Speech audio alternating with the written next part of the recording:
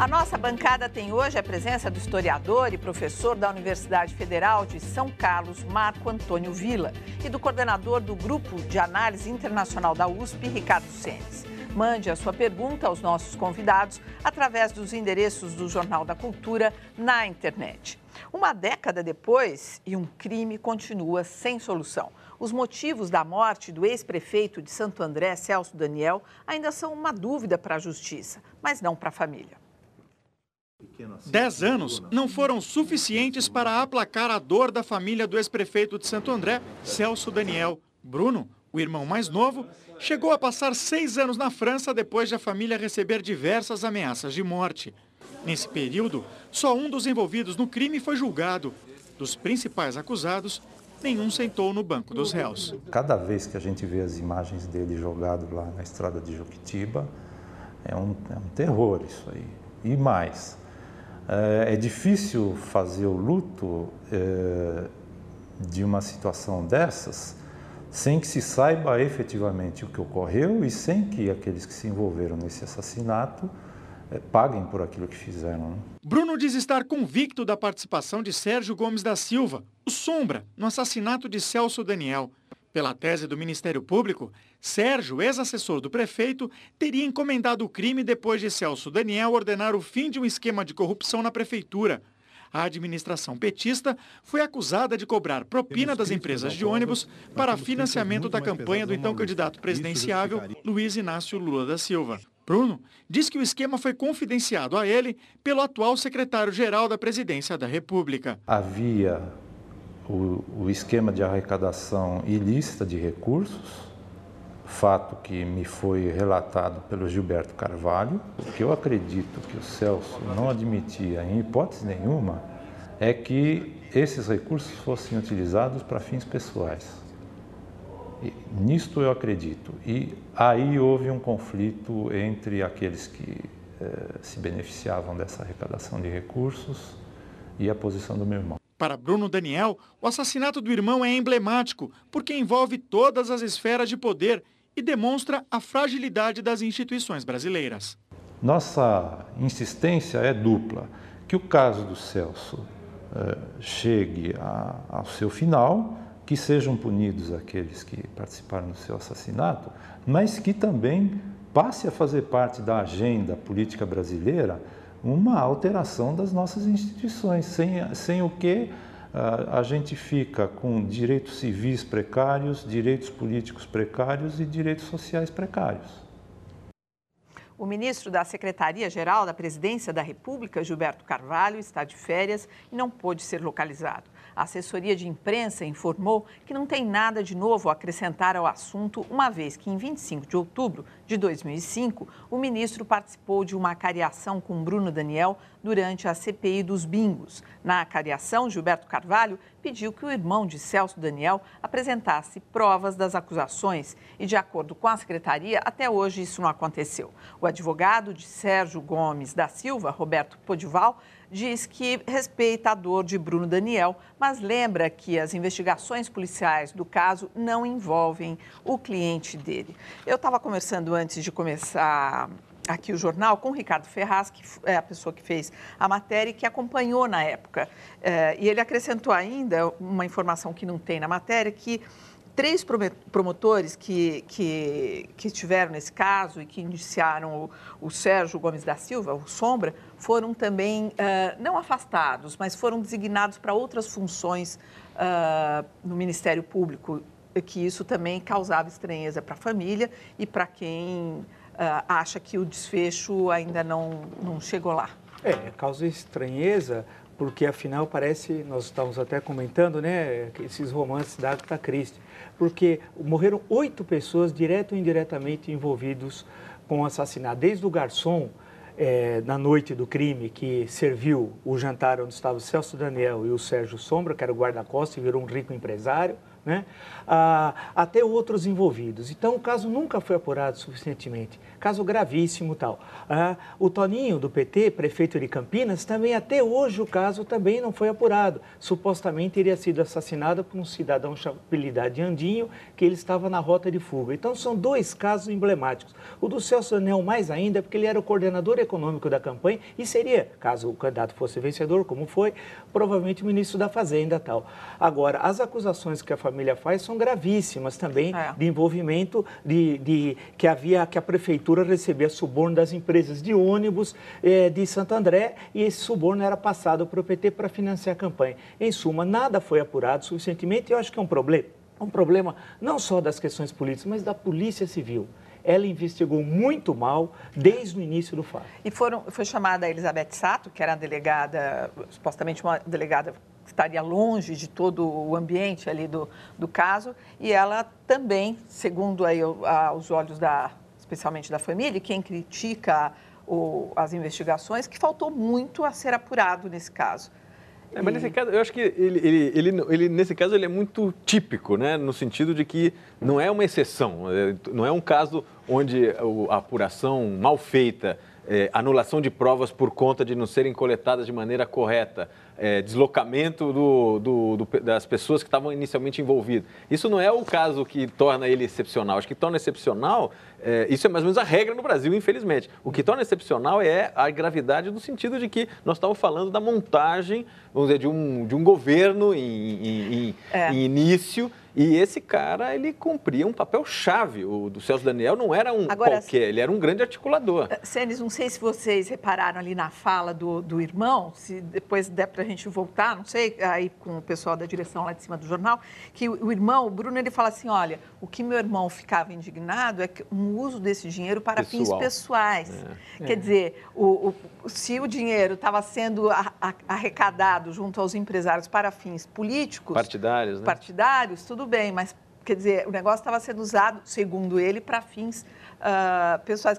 É muito interessante, porque, quer dizer, dentro de alguns partidos, a gente observa isso, que a pessoa é perdoada se ela corrompe, se ela rouba, não sei o quê, em nome do partido. O que é muito grave, quer dizer, o que o irmão fala... aparentemente é para livrar o irmão assassinado. Mas é algo muito grave, que ele está dizendo que o irmão assassinado era copartícipe da corrupção. Ele fala Só que existe uma boa corrupção. Qual é a boa corrupção? É o dinheiro para o partido. Qual é a má corrupção? Exatamente. É o dinheiro para interesse privado. Eu acho que você definiu bem, a boa corrupção é a má corrupção, segundo eles. E isso que acaba acontecendo. Como esses recursos não são contabilizados, diria aquele grande matemático de Mato Grosso, do Partido dos Trabalhadores, né, que foi tesoureiro, é o dinheiro não contabilizado, não há registro. Ninguém sabe se foi arrecadado 2 milhões ou 10 milhões. O dinheiro some. Então, isso é uma coisa sistemática no Brasil. Enquanto não foi resolvida a questão do financiamento das campanhas, o dinheiro acaba sumindo porque não há registro de quanto quem deu ou quem não deu. Quem dá dinheiro para a corrupção não pede recibo. Quer ver? Olha, a gente está com a entrevista no ponto. Vamos só rever o que ele fala, que me chamou a atenção. Achei forte essa fala do Bruno. Vamos lá. Havia o esquema de arrecadação ilícita de recursos, fato que me foi relatado pelo Gilberto Carvalho. O que eu acredito que o Celso não admitia em hipótese nenhuma é que esses recursos fossem utilizados para fins pessoais. E nisto eu acredito. Olha, ele fala com todas as letras. Mas eu acho que acho que tem razão. Acho que ele toca num ponto que é sensível mesmo, no sentido da possível boa corrupção e a má corrupção, aquela que tem um fim partidário, etc. Agora, a gente tem que lembrar também que esse tema todo ganhou uma politização monumental, né? Não só na questão de Campinas e em torno, aquela briga local, mas isso polarizou e virou um tema de político nacional. Aí essas nuances todas que a gente está vendo aí, acho que a partir do momento em que ganhou essa conotação de jogo político, todas as versões aí começaram a ficar meio misturadas. Porque essas coisas as pessoas começam a falar, quando elas estão muito expostas, elas falam e falam de uma maneira natural, porque Mas isso que eu estou dizendo, não foi natural. Eu acho que Você acha que não essa declaração não foi natural. Olha, eu acho que a ética no país está tão desmoralizada, ninguém está nem aí, que as pessoas começam até, eu acho que falar naturalmente. Agora, todas as prefeituras, vale destacar, têm sérios problemas com empresas de ônibus, lixo, Não há prefeitura no Brasil que não tenha problema com a questão do lixo. A gestão Celso Pitta em São Paulo, por exemplo, teve uma CPI na Câmara Municipal e eles mostravam como é que fazia o desvio de dinheiro do lixo, mostrando que varreram rua, que não varreram, jogavam água para o lixo ficar mais pesado e cobrar mais. Quer dizer, é uma questão muito complicada. E voltamos ao velho mantra, é impunidade. E só se ficou alguma curiosidade, onde está o Sombra, né? Que é o Sérgio, pelo que eu li, ele virou uma espécie de um ermitão, está recolhido, morando, uns falam que em Fortaleza e tal, quer dizer... Eu tenho outra informação, eu vi essa história do ermitão, até achei que ele tinha se convertido a alguma seita, mas parece que não. Ele virou um rico empresário, ele é um caso de êxito, podia escrever um livro, como de guarda-costa vira rico empresário, podia até apresentar para a gente. Por onde ele anda, então? Ele também tem Fortaleza, tem empresas de ônibus, então ele prosperou. Ele prosperou, Jesus o escolheu. E o governo federal vai liberar 500 milhões de reais até 2014 ao estado de São Paulo para ajudar a combater o crack e prestar assistência aos dependentes químicos. Segundo o ministro da Saúde, Alexandre Padilha, o dinheiro vai ser distribuído entre os municípios paulistas que enfrentam problemas com as drogas. O ministro visitou hoje as obras do complexo da Rua Prates, que está sendo construído pela Prefeitura com a ajuda do governo federal. A unidade vai abrigar e oferecer assistência a dependentes de drogas na região central de São Paulo, onde ficava a Cracolândia. O ministro disse que o objetivo é ajudar os dependentes a reconstruir a vida. Por isso, as ações devem unir as áreas de saúde e assistência social e dispor de muitos centros de atendimento. Dentro desse plano inicial estão previstas 10 unidades de acolhimento, que no cronograma inicial estabelecido com o município, até o final de março estarão abertas. Isso permite a abertura de 100 a 150 leitos novos para acolhimento para as pessoas. A Prefeitura de São Paulo também começou hoje a demolição de 6 prédios da região da Cracolândia, entre os 32 que foram lacrados ontem durante uma operação na área. O primeiro a ser demolido era usado como moradia pelos dependentes. Nos prédios lacrados pela Prefeitura, funcionavam irregularmente bares e hotéis para usuários e traficantes. Muitos estão com a estrutura comprometida. Desde 3 de janeiro, quando teve início a operação da Polícia Militar na Cracolândia, quase 6.000 pessoas foram abordadas. 200 receberam atendimento médico e 85 permanecem internadas. A PM também recapturou 43 foragidos da Justiça e apreendeu mais de 10.000 pedras de crack. Olha, eu gostaria de propor para vocês aqui um passo um pouco adiante, não longe, claro, porque é sobre o assunto do crack, mas um pouquinho adiante do que a gente tem falado, até porque o Jornal da Cultura, você sabe, fez aqui campanha sobre esse assunto. A gente trouxe, de A a Z, a gente trouxe todo mundo aqui. E o que se fala muito agora é que estariam usando politicamente essa situação do crack para faturar aí, tendo como perspectiva as eleições e tudo mais. Eu gostaria de perguntar para vocês se, de alguma maneira, isso não é bom, porque aí o assunto não sai de pauta, seja por um motivo ou outro. Eu acho que, não, ele é excelente, eu acho que o movimento está ocorrendo é excelente. E o paralelo positivo que a gente pode fazer é com o que ocorreu na pacificação das favelas, o movimento de ocupação das favelas, pacificação das favelas no Rio, onde os 3 níveis de governo, o governo federal, estadual e municipal, se alinharam e desenvolveram uma política razoavelmente consistente, está se persistindo no tempo. O governo federal entra com verba, entra com algum tipo de apoio que diz respeito às instâncias federais, o estadual idem, etc. Eu acho que aqui em São Paulo, apesar de você ter razão no sentido de que está tendo uma certa uso político de quem está tomando as iniciativas mais ousadas do ponto de vista da questão da droga, eu acho que existe um alinhamento interessante aí, que se cair para o lado político vai ser um desperdício, porque até o momento o alinhamento entre as forças municipais e estaduais foi muito positivo. Eu acho, independente desse interesse, não sei se é até ingênuo da minha parte pensar isso, mas que eu acho útil. É saudável, eu espero que você tenha toda a razão. Agora, o Padilha é pré-candidato ao governo de São Paulo em 2014 e eu observei que ele está com uniforme. Não sei se vocês viram a camisa branca, escrito SUS, eu nunca vi na minha vida ele andando dessa forma. Observe, escrito SUS em azul, né? Eu não entendi bem por que disso. Agora, essa sociedade de espetáculo que nós vemos no Brasil, essa cerimônia poderia ter sido feita em Brasília, por exemplo, no gabinete. Mas não, tudo precisa ser espetáculo. A impressão que dá Não é simbólico, Vila, estar num lugar que... Me parece, o número de ministros do PT que se deslocaram a Cracolândia, já foram 3 ou 4, é muito estranho, porque existem Cracolândias no Brasil inteiro. Claro que a de São Paulo ela é simbólica, foi uma das primeiras, e a partir dali virou, esse vocábulo se espalhou pelo Brasil. Mas há uma exploração política do fato, isso é evidente. Agora, vamos esperar que o recurso chegue também. Porque uma coisa é dizer que libera o recurso, outra coisa é o recurso efetivamente está disponibilizado, no caso, para a Prefeitura de São Paulo. Vamos esperar que isso ocorra, né? Agora, olha, eu não sei se... Eu estou mais com a Poli nesse sentido. Eu estou achando que tem um movimento muito positivo, não só no questão da Cracolândia. Tem um debate sobre a questão de drogas, dependência de drogas e problema de saúde, que alteraram a lei, né? Fizeram um movimento que está indo, acho que, mais longe do que a questão especificamente da Cracolândia. Acho que a Cracolândia é um espaço relativamente positivo dessa convergência de política. O Ministério tinha soltado aqui há um mês atrás, em dezembro, uma verba importante, um programa nacional de atendimento e que foi, nesse caso, não foi focado na Cracolândia.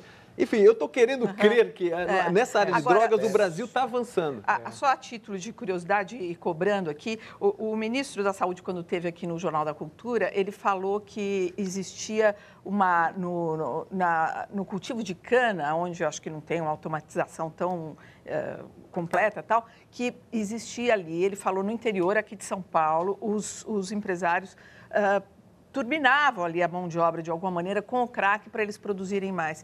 E a gente ficou devendo essa apuração. Eu acho que... Se isso ocorre, olha, eu lembro até quando ele veio... Você lembra, né, disso? Agora, isso realmente precisava provar, que isso é gravíssimo, né? Se algo tivesse correndo, o Gato, acho que o agenciador de mão de obra, presumo que ele esteja querendo dizer isso, estava, então, induzindo ao consumo do crack e os trabalhadores. A gente tem isso gravado, inclusive. Isso seria até importante passar, porque isso é uma acusação gravíssima que precisava ter provas para tal. Se der até o final dessa edição para a gente recuperar essa fala do ministro passar, seria ótimo. Agora, lembrar que a política de droga é uma coisa muito ampla, que envolve a questão das fronteiras, saber por onde entra, que é aquela velha história. O crack não é feito em São Paulo, assim como a cocaína, assim como a maconha, que é no Nordeste do Brasil, e todo mundo sabe onde é no Nordeste que tem os grandes plantios, e por aí vai. Vamos ver se a gente consegue, até o final dessa edição, mostrar para vocês isso que eu acabei de lembrar aqui.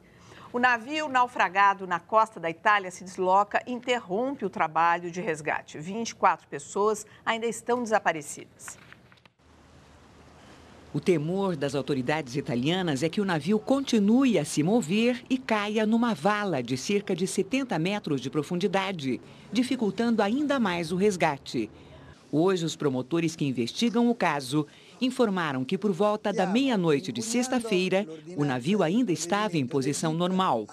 Assim, teria sido possível o capitão retirar todos os passageiros se não tivesse abandonado a embarcação. Nesta madrugada, Francesco Schettino já está em prisão domiciliar. Ele deverá se submeter a exames para saber se estava sob o efeito de álcool ou drogas. No depoimento à justiça, Schettino negou ter abandonado o Costa Concórdia. Ele disse que na hora do acidente tropeçou e caiu em um bote salva-vidas. Sorte, hein? A seguir, filhos de militares são presos por assalto a taxistas no Rio. E mais, jovens entre 13 e 25 anos são maioria entre pessoas obrigadas a se prostituir.